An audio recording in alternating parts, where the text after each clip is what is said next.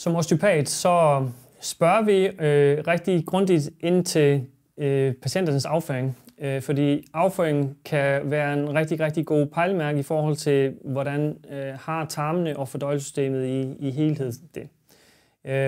Som regel så skal afføring være sådan en sammenhængende fast klump, som ikke sætter sig fast på toilettet. Så det du kan kigge efter, det er farven. Farven skal være brun, ikke helt mørkebrun, men brun og ikke lys. I tilfælde, hvor afføring er lys, så siger vi, at afføringen bliver ikke tildelt nok galle, og hvis den er lidt mere mørk, så er det ofte lidt for meget galle. Derudover kan du kigge på, om afføringen sætter sig fast på toilettet.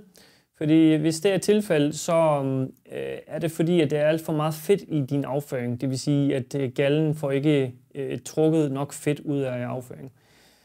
Til sidst så er afføringen ikke sammenhængende, som er ofte en tilstand, hvor tyktarmen ikke helt arbejder godt nok i forhold til at trække eller tage væsken væk fra afføringen.